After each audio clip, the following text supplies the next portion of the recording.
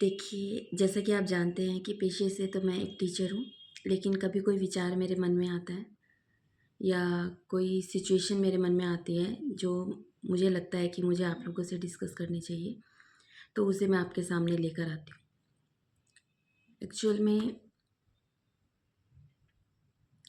एक बच्चा, ये जो सिचुएशन है, बच्चे की सिचुएशन है और पेरेंट्स की भी साथ में, जिसमें क्या है कि बच्चा बहुत ही उग्र रूप ले लेता है, गाली-गलौज पेरेंट्स के साथ और हाथापाई और यहाँ तक कि माँ को माँ को एक औरत और पिता को एक आदमी कहता है। बहुत ही वाहियात तरीके से अपने पेरेंट्स से बात करना और उसके बाद करने के बाद वो खूब फूट-फूट के रोया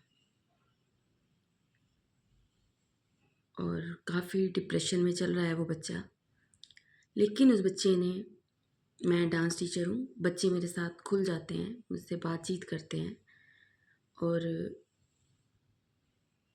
मुझे फेस रीडिंग मैं कर लेती हूँ। मुझे पता चल जाता है कि हाँ भई, इस बच्चे के साथ कोई दिक्कत है। तो उस बच्चे ने मुझे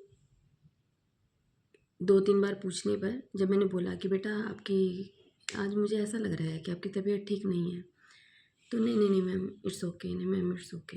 नहीं, इतना कहते-कहते उसकी आँखें भरी हुई और नहीं ma'am it's okay, it's okay. मैं उसको अलग से केबिन में लेकर आई और मैंने उससे पूछा कि बेटा जो भी बात है ना, अपने आप को खाली कर दो अंदर से। तो कोई दिक्कत नहीं होगी और तुम ये फ़ेथ मुझ पे कर सकते हो कि तुम्हारी बात मेरे पास से कहीं नहीं जाएगी। तुम्हारा नाम किसी के आगे नहीं आएगा। लेकिन तुम प्लीज़ डिस्कस करो, क्योंकि जब डिस्कस करेंगे तो हम उस उन चीज़ों के निष्कर्ष पे पहुँच सकते हैं ना। तो उसने मुझे बताया कि मेरे पेरेंट्स से काफ़ी लड़ाई हुई और मैंने गाली-गलौज भी किया। मैंने हाथ भी उठा दिया अपनी माँ के ऊपर और क्योंकि मैंने कहा ऐसा क्यों किया बेटा? पेरेंट्स तो बहुत कुछ करते हैं आपके लिए और पेरेंट्स का तो बहुत सम्मान करना चाहिए, इज़्ज़त करनी चाहिए। तो आपको ऐसा नहीं करना चाहिए। हम सभी बोलते हैं आपको ऐसा नहीं करना चाहिए। क्योंकि पेरेंट्स वास्तव में ही हो सकता है कि वो कुछ बोल कर ना कर रहे हों, लेकिन वो जितना भी कर रहे हैं, हमारे जीवन के लिए, हमारे उद्देश्यों के लिए, हमारे फ्यूचर के लिए, वो काफ़ी कुछ करते हैं। हमें हमें जो व्यक्तित्व प्रदान करते हैं ना, वो उनकी और जो हमें शेप में लाते हैं, वो एक टीचर। ये दोनों का ही जो प्रभाव होता है, हमारी लाइफ़ के ऊपर सबसे ज़्यादा होता है। तो उसने मेरे सामने अपनी जो कुछ कंडीशंस रखी कि बचपन से ही जो मेरे पेरेंट्स हैं, वो कभी भी उन्होंने मतलब जब भी हमने कभी किसी चीज़ के लिए ज़िद की, तो उन्हें हमें कठोरता से मना कर दिया। उन्होंने कभी हमारी ज़िद पूरी नहीं की और यही सोच के कि अगर हमने इनकी ज़िद पूरी कर दी, तो मेरे सिर पे चढ़ के नाचेंगे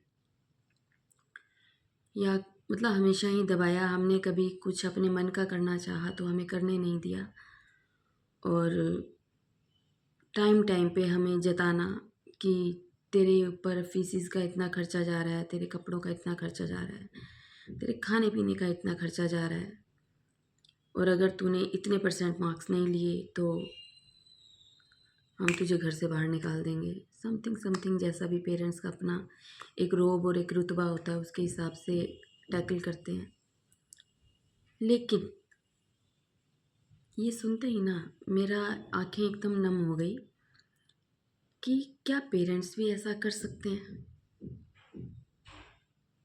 बच्चे हम सबको बहुत प्यारे होते हैं और बच्चों को दबा कर रखना या बच्चों को उनके मन का ना करने देना, तो नेचुरली ही उनके अंदर एक आक्रोश जागेगा। क्योंकि हर एक्शन का एक रिएक्शन होता है। आप जैसा एक्शन कर रहे हैं, उसका रिएक्शन ज़रूर आएगा। तो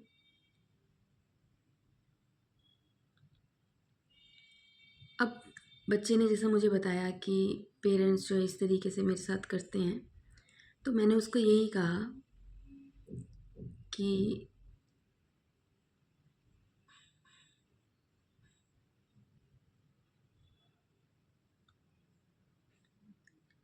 मेरे सामने देखिए 2 एग्ज़ाम्पल आते हैं। मेरे सामने 2 एग्ज़ाम्पल आए मेरे माइंड के अंदर अपने आप से बच्चों को समझाने के लिए। ये दोनों के लिए हो सकते हैं, पेरेंट्स के लिए भी और बच्चे के लिए भी, कि हम बच्चों को प्यार हम घर में बहुत सी चीज़ें सिखाते हैं। बच्चों को शेयरिंग करना सिखाते हैं, बच्चों में प्यार की भावना डालते हैं, बच्चों में गुस्से की भावना। बच्चे तो सीधा रिएक्ट करते हैं, लेकिन उनको किस तरीके से रिएक्ट करना चाहिए वो भी हमें सिखाना होता है।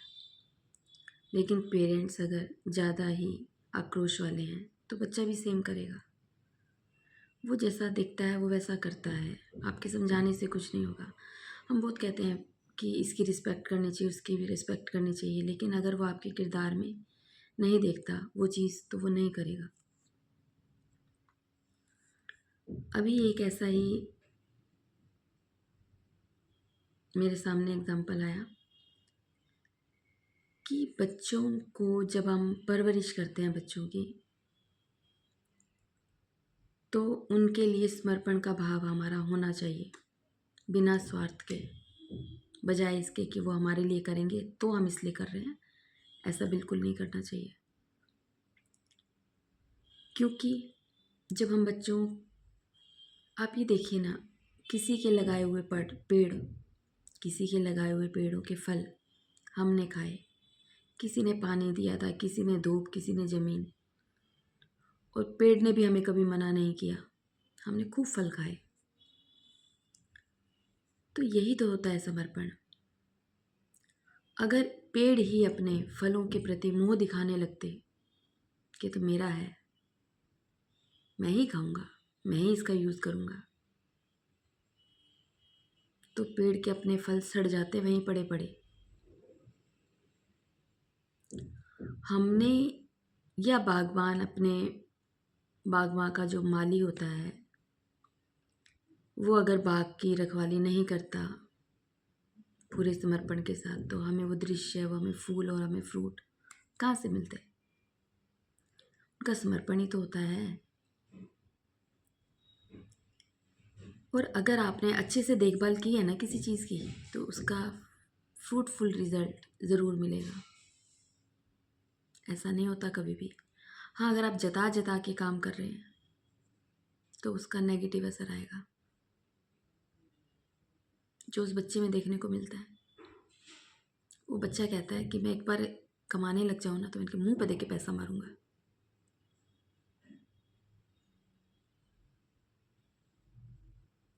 जो प्यार आपने दिया, जो सब कुछ आपने दिया, वो नफ़रत में कन्वर्ट हो गया, रिश्ता आपका ख़त्म हो गया। अब खुद ही देखिए, एक एग्ज़ाम्पल और मैं देती हूँ आपको, कि अगर मुखिया, मुखिया मीन्स जो घर का मुखिया होता है, वो अपने से छोटे रिश्तों का ख्याल नहीं रखेगा, उनको मिल बांट कर चीज़ नहीं देगा, या उनकी केयर नहीं करेगा, या उनके बारे में सोचेगा नहीं, तो परिवार का संतुलन बिगड़ जाएगा। ये इसका एक और एग्जाम्पल लेते हैं कि हमारे शरीर में हमारा मुंह है, जिसके ज़रिए हम खाते हैं और हम अपने अंगों तक पहुंचाते हैं। हमारा खाया हुआ जो है हमारे इन अंगों तक पहुंचता है, नीचे जाता है। अगर मुंह ये कहे कि ये खाना तो मेरा ही है, मेरे थ्रू ही जा रहा है, मेरा ही इस पे हक है, मैं ही खाऊंगा,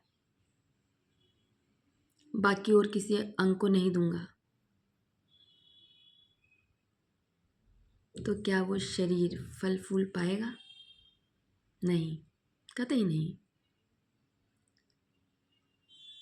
तो मेरा सिर्फ इतना सा आग्रह है कि बच्चों की परवरिश कीजिए आप।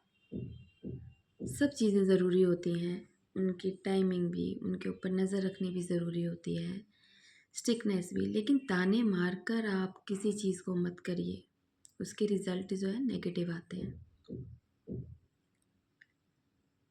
और उस बच्चे को भी मैंने बहुत समझाया, उसके पेरेंट्स से भी मैं बात करूँगी।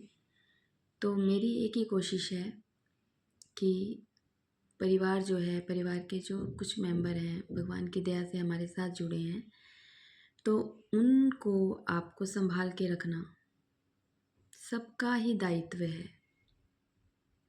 एक दूसरे की केयर करना सबका दायित्व है। लेकिन मुखिया को ये बात जाननी बहुत ज़रूरी है कि वो किस पद पर है और उसको उदारता का, समर्पण का और स्नेह का, डांट फटकार भी साथ साथ चलती है, ऐसा नहीं है कि नहीं चलती, लेकिन बच्चों में हमेशा ही डांट मारते रहना या एक ही तरीका उन पे अप्लाई करना, बहुत सी चीज़ें हैं जिनसे हम अपनी सिचुएशंस को सुधार सकते हैं। सुनना सीखिए, अच्छी लिसनिंग, अच्छे अच्छे संतों के विचार सुनिए, तो आप अपने परिवार को बहुत बेहतर तरीके से चला पाएंगे। आज के लिए इतना ही। और किसी का कोई भी सुझाव हो मुझे लेकर या बच्चे को लेकर या उसके पेरेंट्स के लिए, तो प्लीज़ मुझे ज़रूर बताएं।